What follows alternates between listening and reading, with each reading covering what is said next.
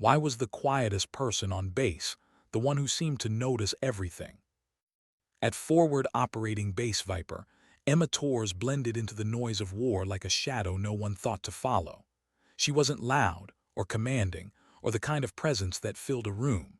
No, Emma was the opposite, small, gentle, a nurse who always smiled softly when others barked orders. She moved through the medical ward with steady hands and a calm voice, the kind of presence soldiers clung to when their bodies were broken and their courage frayed. Everyone thought they had her figured out. The sweet little thing, they called her. The quiet nurse with the glasses that kept slipping down her nose, the one who carried supply crates that looked far too heavy for her frame, but never asked for help. She seemed content to stay in the background, patching wounds, organizing bandages, keeping life together on a base built for destruction. But there was something Emma had never told them, something she kept locked away in classified files and late-night silences. Something that, when it finally surfaced, would force the entire base to see her for what she really was. The desert didn't care who you pretended to be. In August, Syria's heat wrapped around every breath like fire. Sandstorms erased the horizon for days. And at Viper, where every soldier complained about the relentless sun, Emma just adjusted her hijab, pushed up her glasses, and kept working. She never complained, never sighed, never even argued when the others tried to protect her by giving her lighter shifts. She only smiled, said thank you, and then volunteered for the trauma ward, the one place where blood poured faster than hands could stop it. To most of them, she was fragile, someone to be protected, not relied upon. They never noticed how her jaw tightened when they said it. And no one saw the diagram she hid in her footlocker. At night, when the ward went quiet and the other nurses collapsed into exhausted sleep, Emma would take out stacks of technical manuals, helicopter schematics, navigation charts. She spread them across her bunk like contraband, tracing fuel lines and rotor assemblies with a fingertip as if remembering old friends. She'd run calculations on flight endurance, memorize approach vectors, study satellite terrain maps under the weak beam of a flashlight. Once, her bunkmate Taylor had asked about the papers scattered across her bed. "Just helps me understand the medical evacuations better," Emma had murmured, gathering them quickly before anyone else saw. "Knowing how the helicopters work helps me prepare patients for transport." Taylor had nodded, accepting the answer without a second thought. Why wouldn't she? Emma was a nurse, a good one. What else could she possibly be? But the truth was stranger than anyone on base could have imagined.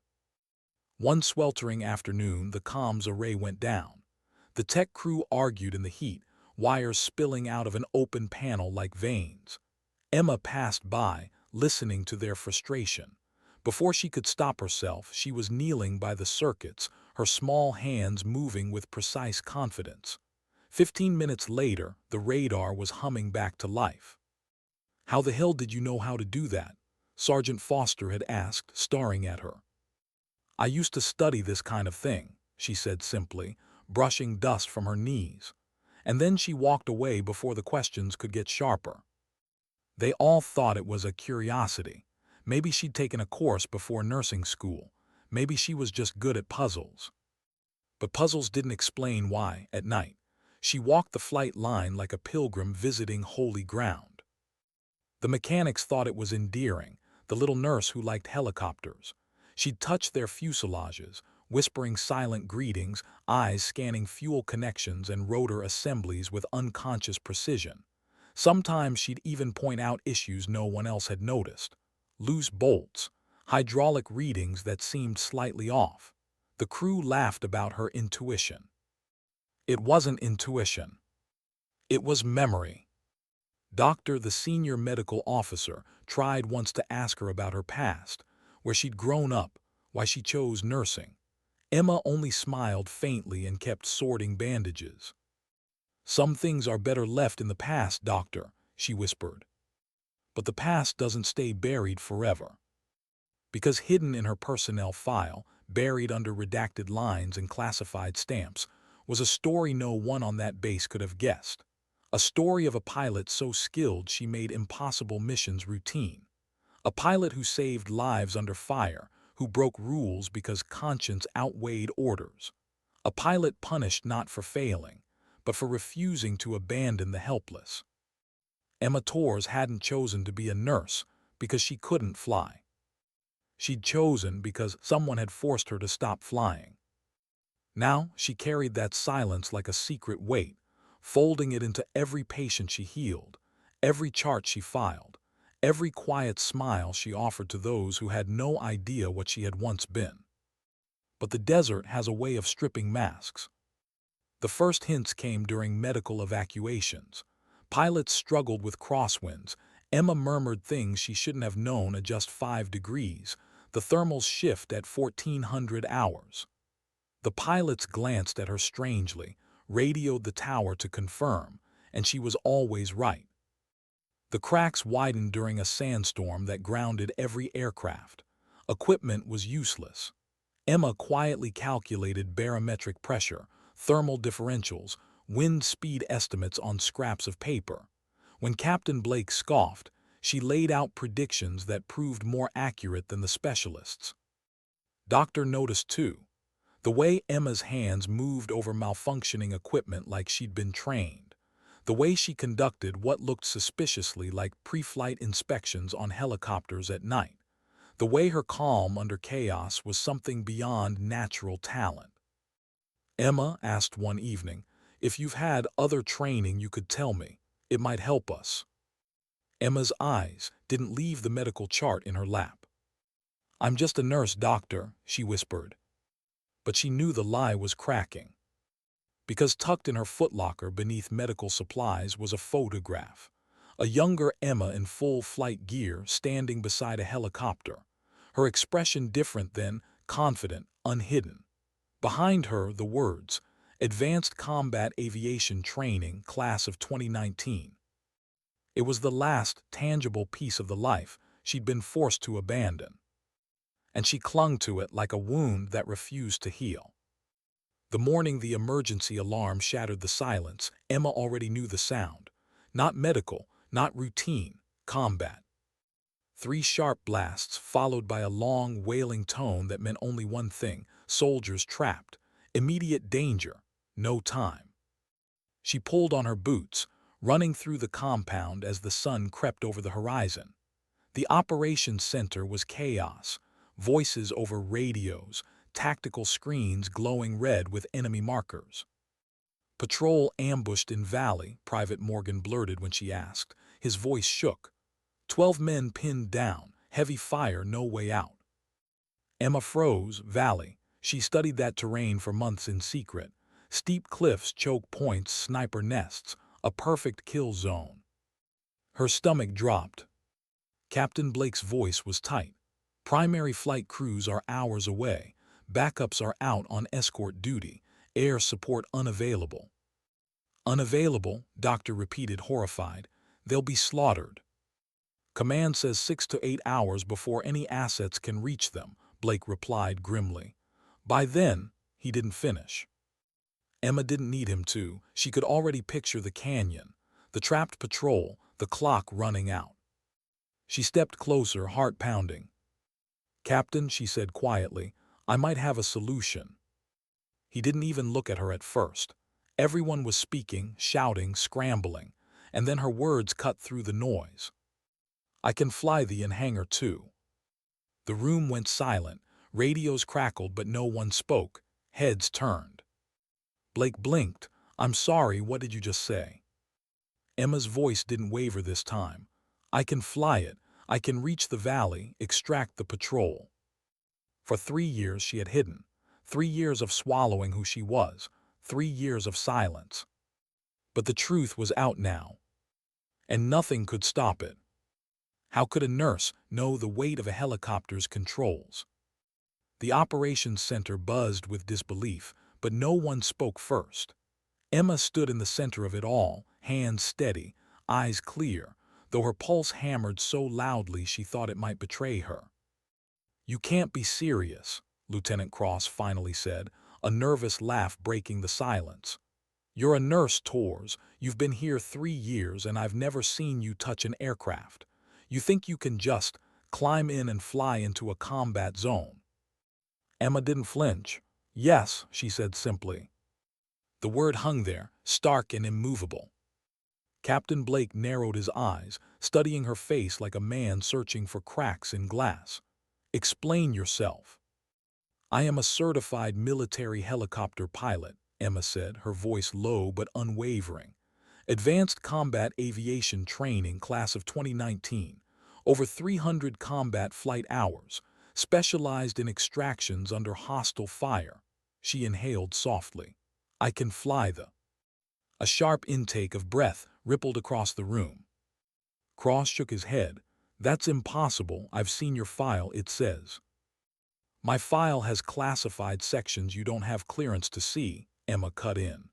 "Those sections contain my flight record, my reassignment, everything you've never been told." For the first time in 3 years, she didn't hide. She didn't downplay. She didn't soften her words. Private Morgan was already typing furiously at his terminal, pulling up digital personnel logs. "Captain," he said after a moment, his voice trembling, "she's right. There are locked sections in her record. High-level clearance required. I can't access them." Doctor stepped forward, pale. "Emma, all those nights you fixed equipment, all those times you predicted weather patterns, corrected pilots, knew things you shouldn't have known, this is why." Emma's eyes flicked to her, a pause, then a quiet nod. The silence broke under the desperate crackle of the radio. "Viper Base, this is Alpha 7. We are running out of ammo, taking fire from 3 directions. We have wounded, repeat, we have wounded. Immediate extraction needed or we're done."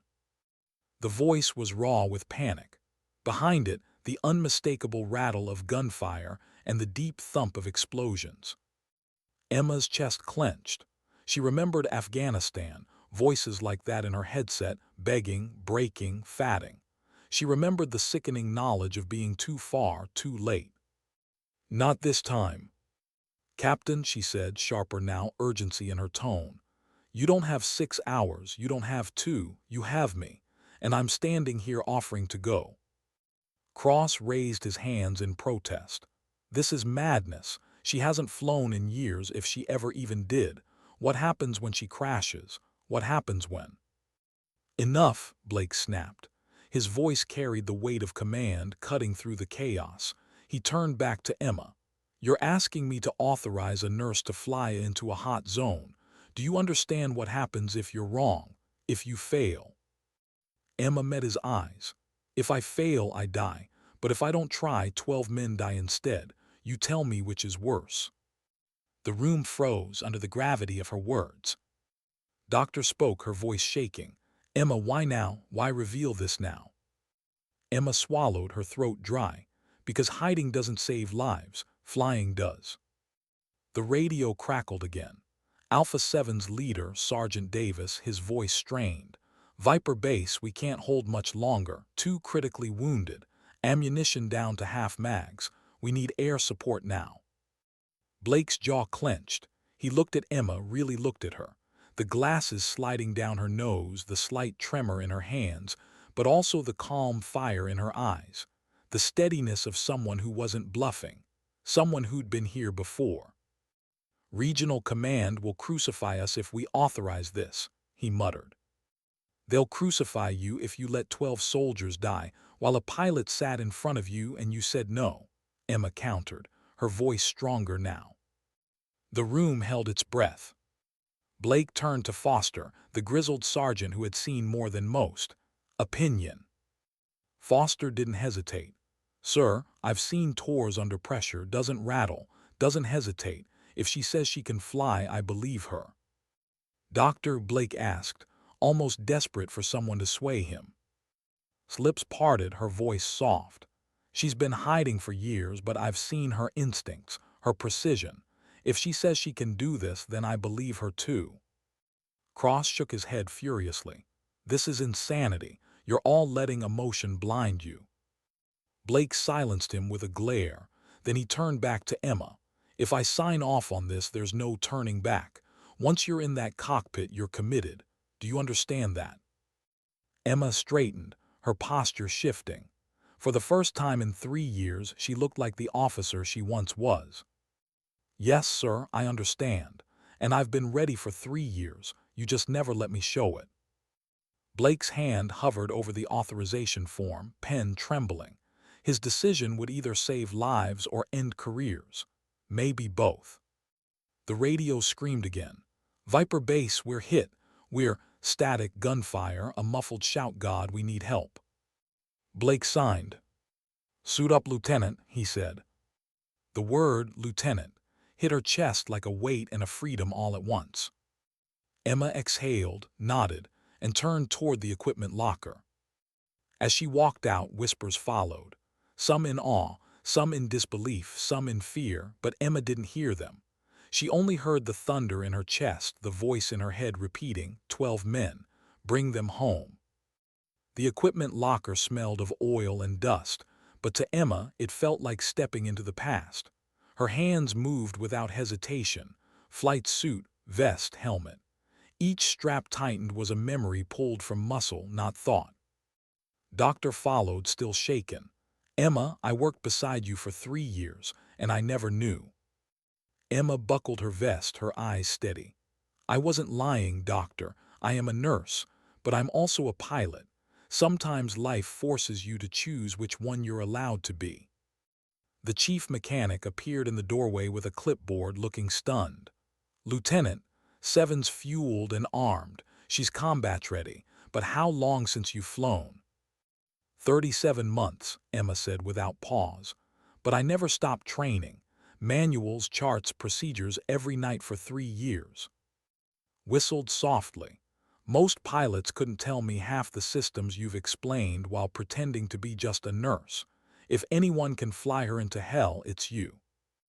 Emma grabbed her sidearm, checked comms, and shouldered the medical kit handed her. Being both pilot and medic gives me options no one else has, she said simply. They walked together toward the hangar. Seven gleamed under the desert sun, rotors still, waiting. Emma's chest tightened at the sight. She hadn't touched a control stick in years, but the helicopter felt like a piece of her body she'd been missing. Private Morgan jogged up with a tactical update, his face pale. Lieutenant, Alpha 7 reports enemy forces closing in. Estimated survival time, 45 minutes. Emma studied the map he held, her mind calculating. Flight time, approach angles, wind patterns, ammunition load. Her focus sharpened until the fear dissolved into precision. Blake appeared beside the aircraft. Regional Command isn't happy, he said grimly. If you succeed, you'll be a hero. If you fail, we'll all be court-martialed. No pressure. Emma adjusted her helmet, climbing into the cockpit. Sir, I stopped worrying about court-martial the day they punished me for saving 43 civilians. Some things matter more than careers. The words dropped like stones into silence. Inside the cockpit, her hands fell onto controls as if they had been waiting for her return. Switches flipped. Systems hummed to life. The bird breathed under her touch. Her voice over comms was steady, professional. Viper Base, this is Rescue 1. Pre-flight complete. All systems nominal, requesting clearance. Blake's reply came, low but clear. Rescue 1, you are cleared for departure. Bring them home. Emma's lips tightened into the first real smile she'd felt in years. Roger, Viper Base, Rescue 1 lifting. The rotors thundered, dust rising in clouds. The lifted smoothly, tilting into the sky. 3 years of silence fell away as the desert opened beneath her. For the first time in too long, Emma Torres wasn't pretending to be less than she was. She was exactly what she'd always been. A pilot. And 12 soldiers were waiting. What did it feel like, after 3 years, to touch the sky again? The helicopter lifted as if it remembered her hands. Smooth, steady, responsive, like a muscle she hadn't stretched in years but never lost. The desert stretched out below, endless ridges and dry riverbeds glowing gold in the early sun. For a moment, Emma let herself breathe it in, the sensation of flight rushing back like an old song. But there was no time to savor it. "Rescue 1, this is Viper Base," Captain Blake's voice crackled through her headset. "Alpha 7 reports heavy casualties, multiple hostiles closing in. You've got 30 minutes before they're overrun." Emma's hands tightened on the cyclic. "Copy, Viper Base. ETA 15 minutes. Tell them to hold." She pushed the northeast, skimming just above the terrain in a nap-of-the-earth flight path. Staying low kept her below most radar and harder to target. The helicopter shuddered in the hot winds, but Emma compensated instinctively, adjusting cyclic and collective with tiny, precise movements. Her eyes flicked between instruments and horizon. Fuel good, hydraulics steady, weapons armed, every number mattered, every second counted. "Rescue 1, be advised," Private Morgan broke in over comms. "Intel suggests enemy positions equipped with RPGs and possible light anti-aircraft. Expect heavy fire on approach." Emma almost smiled at the understatement. She'd flown through worse. Afghanistan had taught her how to dance with death and win. "Understood," she replied, voice calm. Below, the valley opened like a scar in the earth, steep cliffs clawing skyward, jagged rock spines stabbing the canyon floor. It was a perfect ambush site. She could already see flashes of gunfire sparking from the high ground. "Alpha 7, this is Rescue 1. I'm inbound from the southwest. Pop smoke at your position." Static, then a strained voice. "Sergeant Davis. Copy, Rescue 1, popping green smoke now." A plume rose from a crater near the canyon floor. Emma spotted movement, figures in dusty fatigues, pinned against the rock, muzzle flashes firing upward in desperate bursts. 3 bodies lay still, others crouched low, returning what little firepower they had left. Her jaw clenched, too familiar, too close to memories she thought she'd buried. She dropped lower, rotor wash kicking up dust storms as the canyon walls came alive with enemy fire. Bullets pinged against armor. Tracers streaked past like red-hot needles. "Taking fire," Emma reported, her voice steady despite the chaos. "Beginning suppression run." She banked hard, bringing the M240 guns into position. A squeeze of the trigger, and the roared streams of tracer fire tearing into enemy positions. Caves and rock outcrops lit up with sparks and dust as insurgents dove for cover. An RPG launched from the cliffside, a smoke trail screaming toward her cockpit. Emma yanked the cyclic, rolling the helicopter into a tight banking dive. The rocket shot past, missing by meters, exploding harmlessly against the opposite wall. Her breath didn't waver. "Rescue 1 to Alpha 7, prepare to move. Hover insertion in 30 seconds. "Copy that," Davis answered, his voice hoarse but steady. "We'll get the wounded ready." Emma swung the helicopter back toward the crater, her hands moving over controls with a precision that bordered on instinct. Her world narrowed to inputs, reactions, corrections, every adjustment a conversation with the machine she'd once lived inside. The landing zone was impossible. Rocks littered the crater floor, uneven ground everywhere. To set down was to risk a rotor strike, a rollover disaster. So she didn't land. She hovered 3 feet above ground, the held steady under her control, rotor wash blasting sand and debris in every direction. Inside, Emma fought the turbulent crosswinds bouncing through the canyon, every muscle wired to keep the machine balanced. "Alpha 7, you're clear to load. Wounded first. Move fast." Through the swirling dust, she glimpsed soldiers hauling their injured toward the open side doors. Shadows climbing, dragging, pushing. Gunfire cracked all around them. An enemy heavy machine gun opened up from a ridge Emma hadn't spotted before, larger rounds hammering the fuselage, rattling the cockpit with brutal force. Warning lights flickered red on her panel. Hydraulic pressure dropping. Her grip tightened. "Come on, hold together," she muttered under her breath. Another RPG streaked past, close enough that the shockwave rattled her teeth. Flares fired automatically from her countermeasure system, bright bursts of heat drawing the rocket away at the last second.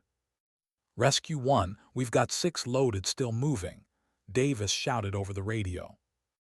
"Move faster," Emma barked, her voice cutting through the chaos. "Leave the gear personnel only." A mortar round landed nearby, shaking the ground and rocking the helicopter. Shrapnel clanged against armor. Warning lights.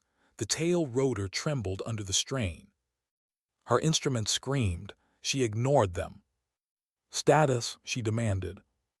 "All aboard," Davis shouted. "We're in go, go, go." Emma didn't hesitate. She pulled collective and cyclic together, dragging the overloaded upward in a steep, straining climb. The helicopter groaned, metal shuddering, engine gauges spiking into the red.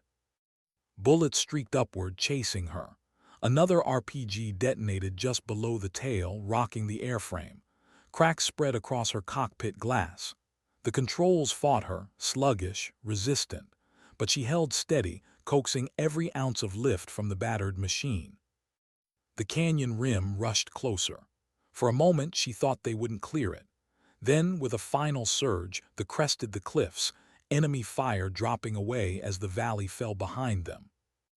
Emma exhaled slowly, forcing her hands to steady. "Rescue 1 to Viper Base," she transmitted. "Package secure.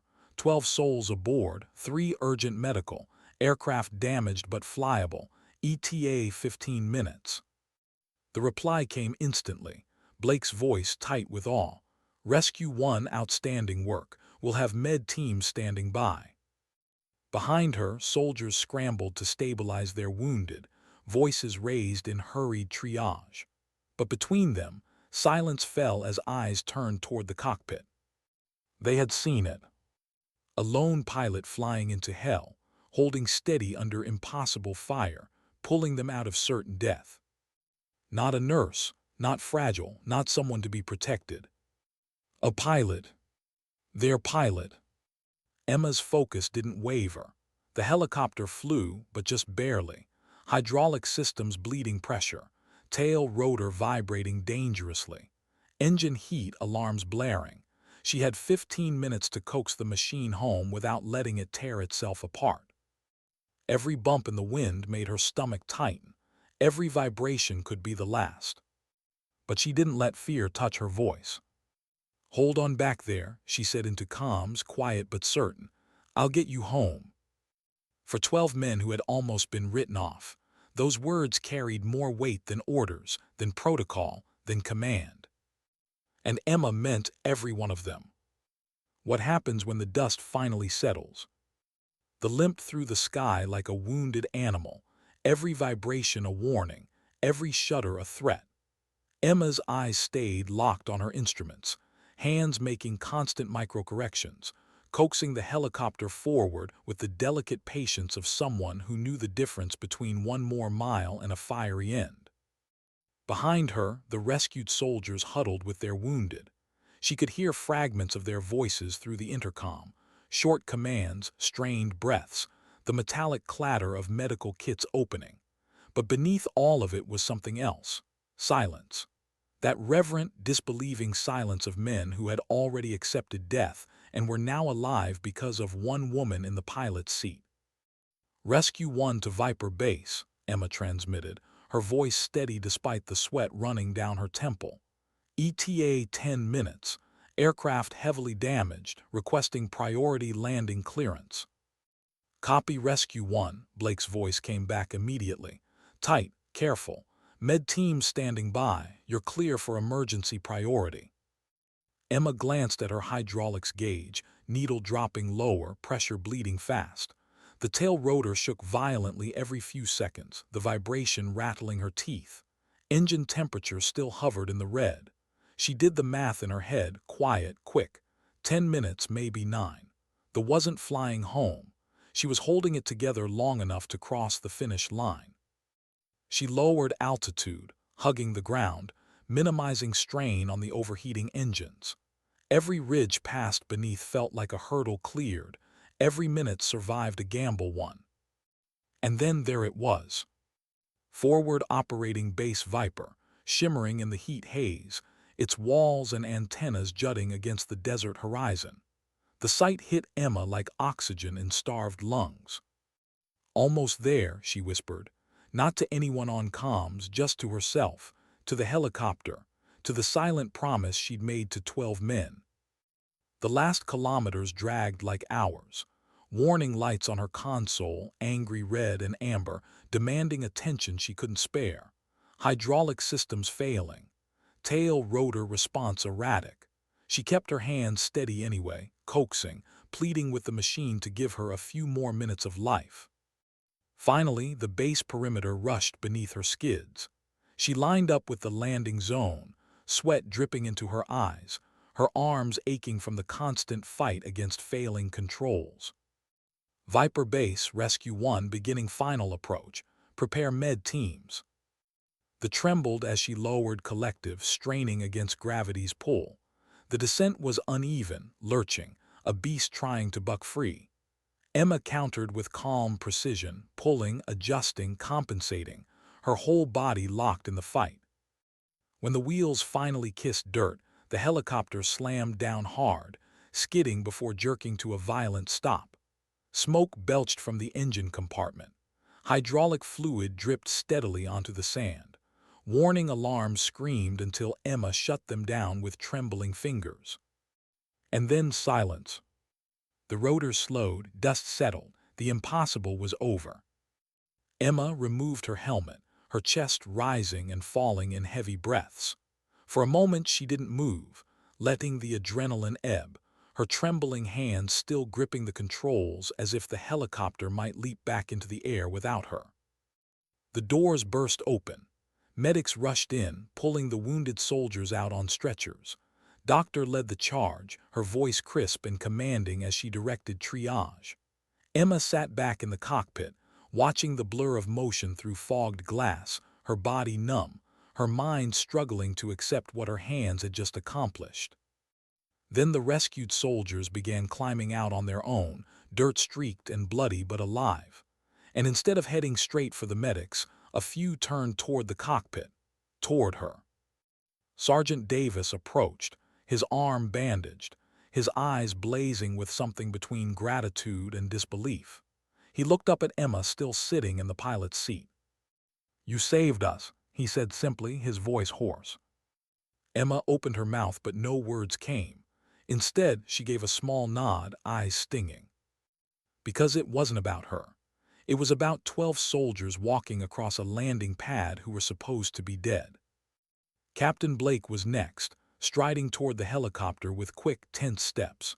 His eyes darted over the smoke still curling from vents, armor peppered with holes, hydraulic fluid staining the sand, and then up to the cockpit where Emma climbed down, her legs shaking as they hit solid ground. "Torres," he said, his voice low, almost reverent, "are you injured?" She shook her head. "Minor cuts, nothing serious." She flexed her hands, still trembling, blood seeping from where shrapnel had sliced her gloves. "The wounded are stable, everyone's out." Blake studied her face, as though trying to reconcile the quiet nurse he thought he knew with the pilot who had just flown through hell. Finally, he exhaled. "I've never seen flying like that," he admitted. "Not in 20 years. Where the hell did you learn to pilot like that?" Emma lowered her eyes, unable to hold his gaze. "It's a long story, sir." "Then you'd better be ready to tell it," Blake said grimly, "because regional command is already demanding answers." The words hit harder than the gunfire had. Emma felt the weight return, heavy and suffocating. She had saved lives, yes, but the cost of breaking silence was only beginning to unfold. Around them, word spread like wildfire. Soldiers whispered. Mechanics stared at the battered helicopter with awe, then back at the woman who had flown it home. A nurse, a medic, a pilot. Rumors spread faster than fact. By nightfall, the entire base knew. Emma Torres had flown through a kill zone and brought 12 soldiers back alive. And no one knew what to do with that truth. In the medical bay, doctor moved between beds, overseeing treatment of the rescued. The three critically wounded were stable now, IVs dripping, monitors humming. Emma stood at the edge, helmet tucked under one arm, silent, her eyes scanning the patients like she couldn't quite let go of responsibility. Doctor finally pulled her aside. "Emma," she said softly, "I don't know who you really are anymore. For 3 years I thought you were this fragile thing. And now—" Emma cut her off gently. "I wasn't lying, doctor. I am a nurse. That part is real. But I'm also something else, something I wasn't allowed to be." His eyes softened, though her voice carried worry. "Do you realize what you've done? Not just the rescue, the truth. It's out now. You can't hide anymore." Emma's jaw tightened. "I know." The base wasn't just buzzing with whispers. It was under scrutiny. By midnight, confirmation arrived. Regional Command was sending an investigation team. Immediate. High-ranking. Emma's full personnel file had been requested, classified sections included. Her secret life was no longer hers to control. That night she lay in her bunk staring at the ceiling, the familiar hum of generators outside. For 3 years she had hidden who she was, convinced that silence was safer. Now, silence was impossible. And tomorrow, the past she had buried would come roaring back into the light. Because the military didn't forget, and it didn't forgive. Not easily. But somewhere outside, parked under floodlights, Seven sat and smoking, its body marked by the proof of what she had done. Proof that sometimes hiding isn't enough. Sometimes the only way to protect others is to stop protecting yourself. How long can a secret survive once the world demands it? At dawn, the desert air was still cool, a fragile calm before the heat smothered everything. But inside the base, tension thickened the corridors. Soldiers moved with hushed voices, glancing at Emma like she was both a miracle and a mystery. Some smiled in quiet respect. Others stared with suspicion, whispering words like unauthorized and court-martial. Emma kept her eyes forward, her steps measured. The adrenaline had drained, leaving only exhaustion and the dull ache of knowing what was coming.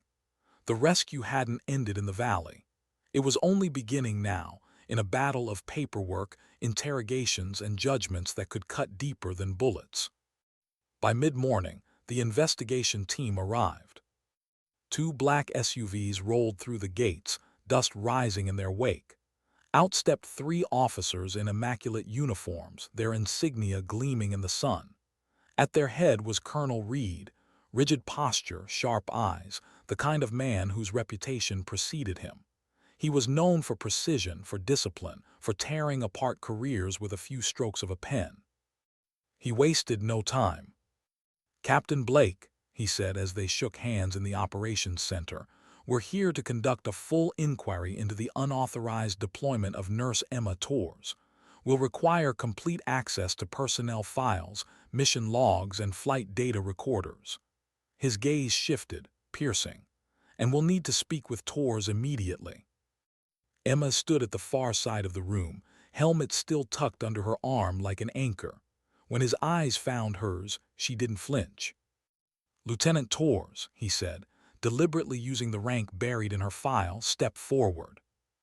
The room quieted as every eye followed her. Emma walked slowly, her boots echoing on the concrete floor, and stopped before him. "Sir," she said evenly. Reed's jaw tightened. "You conducted an unsanctioned flight into hostile territory, without orders, without clearance, and in direct violation of your assigned duties. Do you deny this?" "No, sir," Emma replied. "Then explain yourself," he demanded. She held his gaze, her voice calm but weighted. 12 soldiers were trapped. No pilots were available. If I hadn't flown, they would have died. I did what was necessary. Reed studied her for a long moment, then turned to his aides. "Unseal her file." Morgan, watching from his terminal, muttered under his breath, "Here we go." On the large screen, Emma's history unfolded. Redacted lines dissolved. Classified stamps vanished. And there it was in black and white.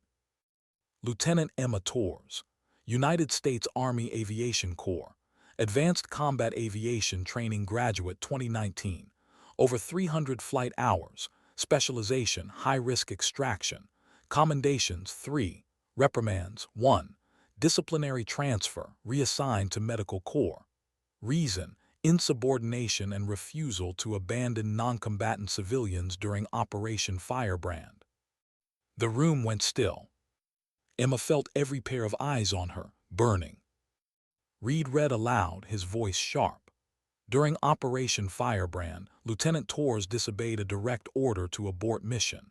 Instead, she executed multiple unauthorized flights to extract 43 civilian refugees under enemy fire. Despite mission success, action was deemed insubordinate. Lieutenant Torres was reassigned to non-flight duty, stripped of aviation clearance. He closed the file with a snap. "That's who you are." Whispers rippled through the room, some in admiration, some in judgment. Emma's jaw tightened. "Yes, sir, that's who I am." Reed's eyes narrowed. "Do you have any idea the chaos you've unleashed by stepping into that helicopter yesterday? You undermined command authority. You risked billions in equipment. You broke the very chains of discipline that hold this army together." Emma didn't flinch, "And I saved 12 men." Her words landed like a blow. The silence stretched, sharp and cutting. Reed leaned closer, his voice low, dangerous. "Discipline isn't optional, Lieutenant. Without it, soldiers die." Emma met his stare, steady and unyielding. "Without humanity, they die too." For a heartbeat, neither moved. Two wills clashing in the space between breaths. Then Blake's voice broke the tension. "With respect, Colonel, we can't ignore results. She did what no one else could, and every man she brought back is alive to prove it." Reed turned, his glare slicing through him. "Results don't absolve insubordination, Captain. That's the very lesson she failed to learn 3 years ago." Emma's chest tightened. Memories flooded back, screams, civilians clinging to her skids, commanders ordering her to leave them behind. She remembered disobeying, remembered saving lives, remembered the punishment that followed. Stepped forward, surprising everyone. "Sir, I've worked beside Torres for 3 years. She hides in the shadows not because she's reckless but because she carries the weight of what she's done. Yesterday wasn't rebellion, it was necessity." Reed's eyes flicked to her, unimpressed. "Doctor, you're out of line." "Maybe so," said softly. "But if you'd seen what I've seen, you'd know she never stopped being a pilot. She just stopped being allowed to admit it."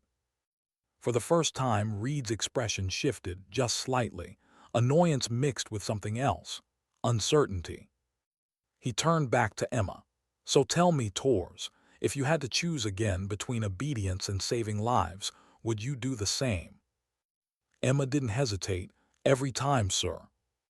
The answer hung heavy, echoing against concrete walls. Some soldiers looked away, uncomfortable.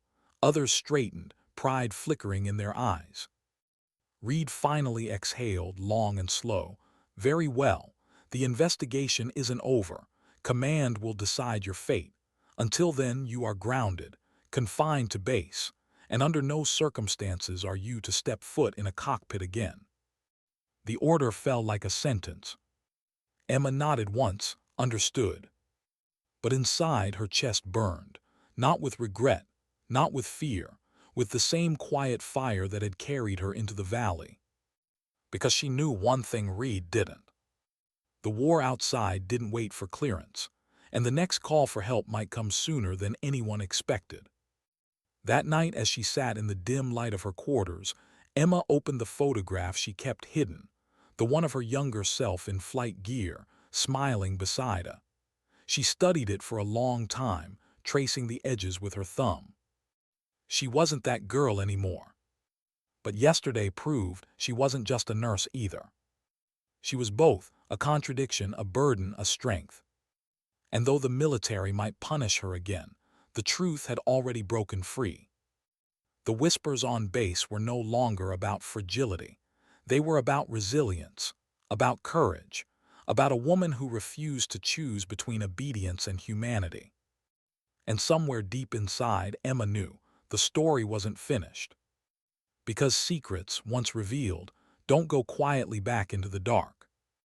What does it feel like to be caged after you've just remembered how to fly?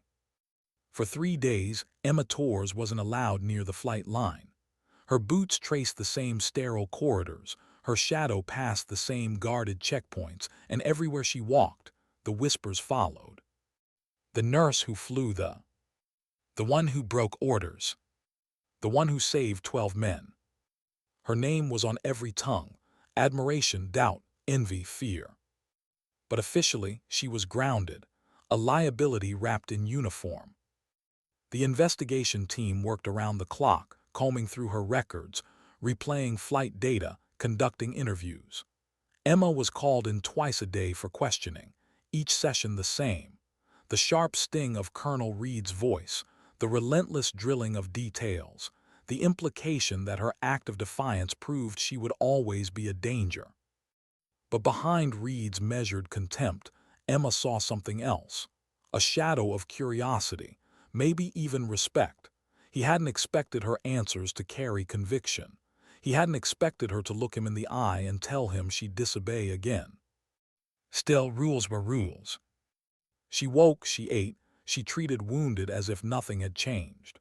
But she felt the cage in her chest. Every rotor thump in the distance twisted something inside her.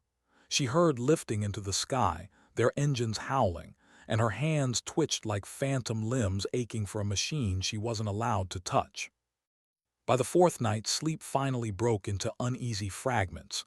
Dreams of Valley bled into dreams of Firebrand, the civilians clinging to her skids, the reprimand afterward, the cold silence of punishment. She woke drenched in sweat, heart racing, the words repeating in her head, "Would you do it again?" Every time, the answer was the same: yes. But the army wasn't a place for yes, it was a place for orders.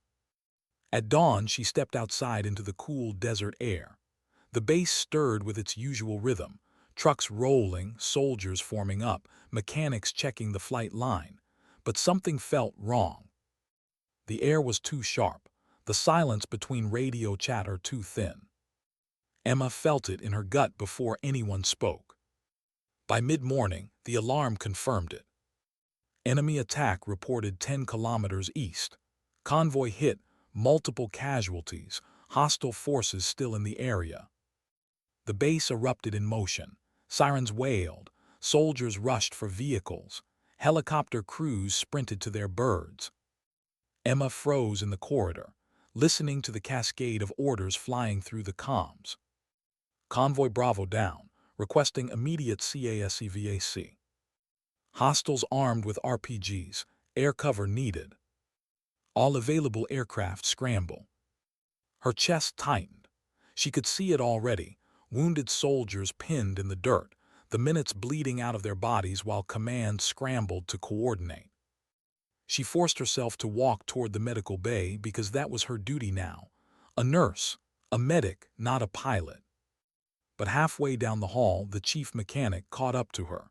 His face was pale, his voice urgent. "Torres, you hear this? They've got 2 down for maintenance, 1 crew short and pilots stretched thin. We're not sure we can get to that convoy in time." Her pulse spiked. She knew what he was hinting at, what he wanted her to say. But she shook her head. "I'm grounded, official order."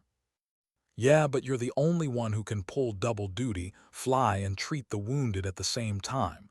You saved 12 men because of that." His voice dropped. "You can't just sit here." Emma's jaw clenched. She wanted to argue. She wanted to point to the walls around them, the invisible chains of command, the weight of Reed's glare still in her memory. But her heart had already leapt ahead of her mind. She couldn't sit here. She forced herself into the medical bay, hoping the chaos of preparation would quiet her thoughts. Soldiers hauled supply crates, stretchers rattled, medics grabbed packs and loaded vehicles. Emma threw herself into it, checking IV bags, prepping blood kits, running through routines she knew by muscle memory. But then the radio cracked again. Bravo Convoy to Viper Base. We've got 3 critical, taking sniper fire. Fuel truck ignited, explosions incoming. We need extraction now. The voice was panicked, breaking under fire. The sound sliced through Emma's chest. She dropped the IV kit, her hands trembling. Doctor noticed, Emma. Emma shook her head. I can't just. She stopped herself, her throat tight. Her eyes softened, her voice quiet. You're not wrong, but if you move now you'll lose everything. Your rank, your freedom. They'll bury you in punishment. Emma's breath came uneven. She could hear rotors spooling outside, the deep thunder of preparing to launch. Each sound pulled at her like gravity. She closed her eyes, whispering to herself, It's not about me. Touched her arm gently. Then why does it hurt so much to stay? Emma had no answer. Minutes later, through the window, she watched the helicopters lift off without her. 3 dark silhouettes rising into the sky, disappearing toward the smoke curling on the horizon. She pressed her hands to the glass, her reflection ghosted against the desert sun. Her cage had never felt smaller. The hours dragged, reports trickled back. One helicopter took heavy fire and limped home. Another extracted half the wounded before fuel ran low. The third didn't return at all, not yet. Emma sat in silence, her stomach twisted, listening to every radio transmission like it was a personal wound. And then came the call. Viper Base, this is Hawk 2, we've got wounded still on the ground. Multiple left behind, taking heavy fire, requesting immediate reinforcement. Emma's breath caught. The room shifted into frantic motion again, but she could already see the cracks. Too few helicopters, too many wounded, time bleeding away. And she knew, without even moving, that the next choice would come for her. The war didn't care about investigations. It didn't care about orders. It cared about who was willing to fly into fire when no one else could. How many times can you tell yourself no before the word loses its meaning? Emma sat on the edge of her bunk, helmet in her lap, listening to the radio chatter spilling through the walls. The base was chaos, voices tangled with urgency, reports clashing, orders flying. But one truth cut through it all. The wounded convoy still wasn't safe. Multiple KIA confirmed, more pinned under wreckage. Enemy reinforcements inbound, armored vehicles sighted. Hawk 2 requesting backup immediate, repeat immediate. Emma closed her eyes, fingers tightening on the rim of her helmet. She could almost feel the valley again, the gunfire, the smoke, the hopelessness in men's voices as they realized they were out of time. She had silenced those voices once. Now they were screaming again. And she was supposed to sit here, silent, grounded, obedient. Her chest ached with it. Then came the transmission that broke her. This is Hawk 2. We've lost hydraulics, tail rotor failing, attempting emergency set-down. The radio shrieked with static, then silence. Emma stood, slowly, deliberately, as if her body already knew what her mind refused to admit. She set the helmet on her head, fastened the strap, adjusted the mic. And then she walked. Through the corridor, past medics and soldiers rushing the opposite direction, past officers too consumed by the unfolding disaster to stop her. Each step was a choice, each stride heavier than the last. At the hangar, the mechanics were scrambling, shouting over the roar of engines. 2 sat on the tarmac. One was prepped, but its pilot stuck in the chaos outside the wire. The other was down for maintenance, panels open, innards exposed. Emma's eyes locked on the ready bird, the one humming like it was waiting for her. Saw her first. His mouth opened, maybe to warn her, maybe to beg her, but when he saw the look in her eyes, he froze. Then, almost imperceptibly, he nodded. Fuels topped. Systems green, he said quietly, as if giving a report to someone already in command. She'll fly. Emma climbed in.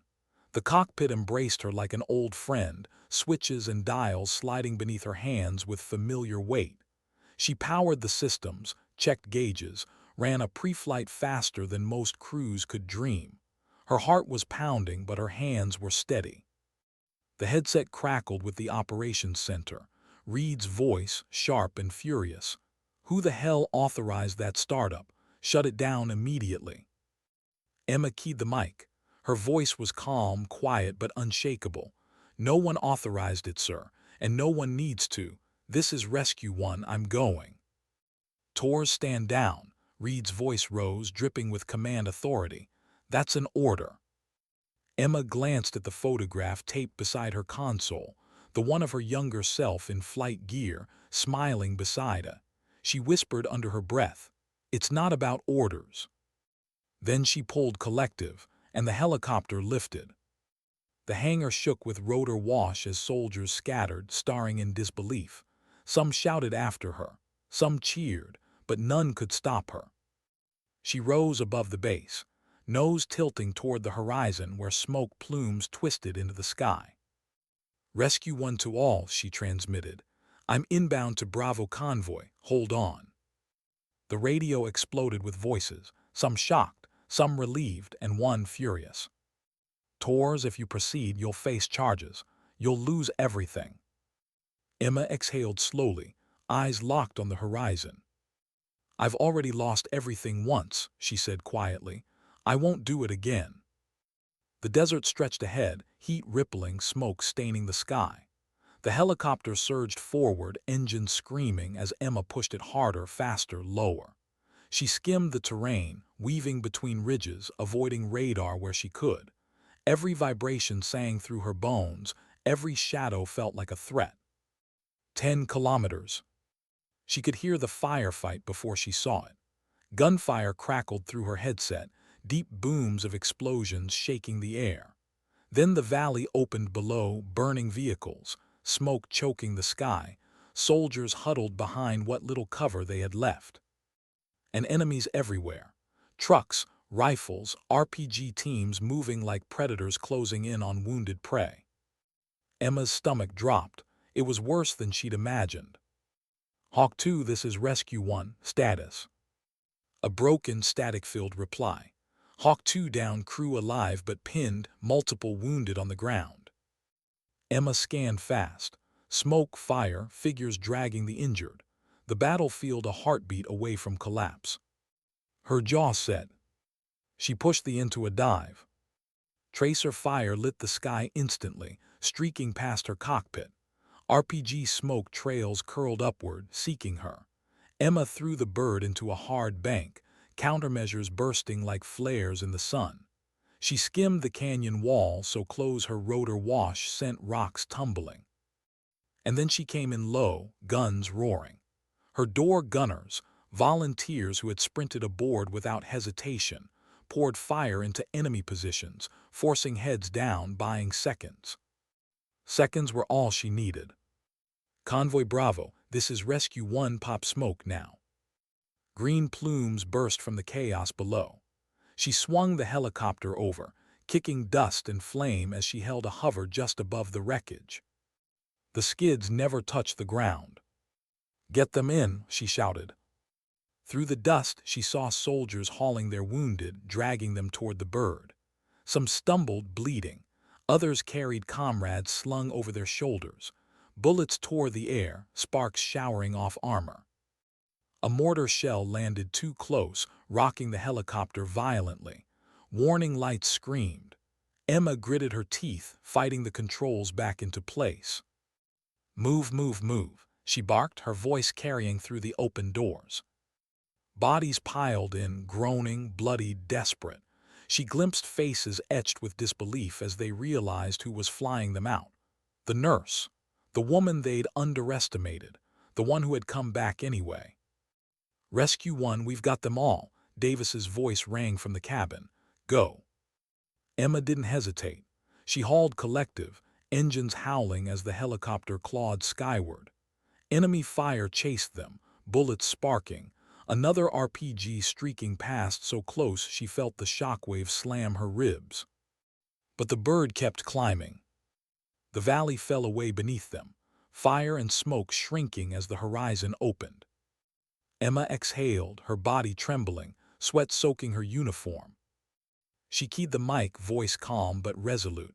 Rescue 1 to Viper Base. Convoy survivors secure. Multiple wounded inbound. Hawk 2 crew aboard, returning now. Silence followed. Then Captain Blake's voice, tight but filled with something she hadn't heard in him before. Respect. Copy that, Rescue 1. Bring them home. In the background, she thought she heard Reed's voice. Clipped, silent, defeated. Emma's eyes stayed on the horizon, the desert wind rushing past, the helicopter steady beneath her hands. For the second time in days, she had done the unthinkable. For the second time, she had chosen humanity over obedience. And this time she knew there would be no hiding from the storm that followed. But right now, 12 men were alive, and that was enough. What does silence sound like after a storm? When Emma landed, the base was waiting for her. The medics swarmed first, pulling the wounded from the helicopter, triaging on the dirt before stretchers even reached the medical bay. Shouts filled the air, boots pounded the ground, orders cracked like whips. But under it all, a hush lingered. Every soldier who wasn't carrying a stretcher stopped to stare. They watched her climb down from the cockpit, helmet under her arm, sweat streaking her face, dirt clinging to her uniform. They watched the nurse who wasn't supposed to be a pilot step onto the tarmac after flying into hell for the second time. And none of them said a word. Because sometimes silence isn't disbelief, it's reverence. Colonel Reed broke it. He strode across the landing zone, eyes sharp, jaw set. His boots bit the dirt with the weight of authority, the kind that could end careers with a single sentence. "Lieutenant Torres," he barked, his voice slicing through the noise. "With me now." Emma followed without protest. Past the gawking soldiers, past the medics whispering behind their masks, past the mechanics still staring at the helicopter. Every step felt heavier, but her chest was strangely light. Inside the operations center, the air was cooler but no less tense. Reed turned on her with fury in his eyes. "You deliberately disobeyed a direct order. You commandeered Army property. You put this base at risk." He slammed his hand on the table. "You've crossed a line you can't step back from." Emma stood still, helmet pressed to her side. Her voice was quiet, but it didn't waver. "And I brought them back, all of them." Reed's nostrils flared. "That's not the point." "It's the only point that matters to them," Emma said, nodding toward the med bay where men who should be dead were breathing. "You can call it insubordination. They'll call it survival." For a moment the colonel said nothing. His eyes bore into hers, searching for weakness. But there was none. Only exhaustion, steadiness, and a kind of quiet defiance that couldn't be written into regulations. Captain Blake stepped forward from the shadows. His voice was lower, steadier. "Sir, with respect, if Torres hadn't gone, we'd be counting body bags right now. She didn't just save men. She saved morale. You saw how the entire base looked at her out there." Reed shot him a glare, but Blake didn't flinch. Appeared next, her doctor's coat smudged with blood, fatigue etched into her face. She spoke softly, but her words carried weight. "Sir, you can strip her rank. You can lock her away, but you can't erase what happened. Twice now she's flown into fire when no one else could. Twice she's chosen lives over fear. You can punish her, or you can learn from her." The room stilled. Reed's eyes flicked between them.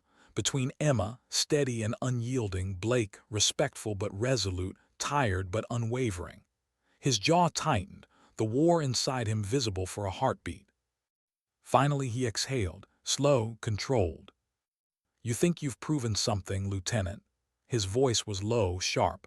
"You haven't. You've proven you can't follow orders. That makes you dangerous." Emma's voice was almost a whisper. "Sometimes following orders makes you worse." The silence that followed was heavy. Reed's face hardened, but he didn't speak again. He simply turned away, his silence its own judgment. Emma was escorted out, confined once more. But this time it wasn't a cage of shame. It was a waiting room. Because outside those walls, something was changing. In the mess hall, soldiers told the story in hushed, reverent tones, how she'd flown into fire, how she hadn't hesitated, how she'd pulled men back from the edge when even hope had given up. Mechanics whispered about the way she handled the like it was part of her. Medics spoke of her hands, steady in the cockpit, steady in the ward. And the rescued, they told it plain. She saved us twice, that's all there is. No one cared what the paperwork said. Days passed. The investigation dragged on. Emma remained confined to quarters, but she was never alone. Soldiers found excuses to pass by, to leave notes of thanks, to slip folded paper through the crack under her door with words like, "You gave me another chance to see my kids." She read them in silence, and she kept them, every one. When the verdict finally came, it was delivered without ceremony. Colonel Reed entered her quarters, papers in hand, expression as unreadable as stone. He read the decision flatly. Lieutenant Emma Torres, for repeated insubordination and violation of direct orders, you are hereby relieved of aviation clearance and reassigned to non-combat medical service indefinitely, effective immediately. He lowered the paper, his eyes met hers, and for the first time they weren't sharp, they were heavy. "You'll never fly for this army again," he said quietly. Emma nodded once, "I understand." But she didn't look away, and neither did he. He turned and left without another word. That night Emma sat on her bunk with the photograph in her hand. The younger version of herself smiled back in flight gear, unaware of what would come, of reprimands, punishments, silence. She traced the edges with her thumb, then folded it carefully and tucked it into her journal. She thought of the feel of the controls in her hands, of the lives carried inside it. They had taken her wings on paper, but not in truth. Because flying had never been about orders. It had been about responsibility, about the unshakable belief that if you could save someone, you had no right to stay grounded. And that no one could take away. Weeks later, the war pressed on. Missions rose and fell. Soldiers bled and healed. And sometimes in the quiet hours of dawn, Emma still stood by the fence line, watching lift into the sky. She felt the ache in her chest, the longing in her bones. But she also felt something else. When the rescued men passed her in the mess hall, they nodded with respect. When new soldiers whispered her name, it wasn't mockery. It was reverence. And when Doctor caught her eye across the med bay, there was no pity left, only pride. Emma Torres was no longer invisible, no longer just a nurse, no longer just a pilot. She was something harder to define, something truer. And maybe that was enough. Because sometimes dignity doesn't speak. It simply acts.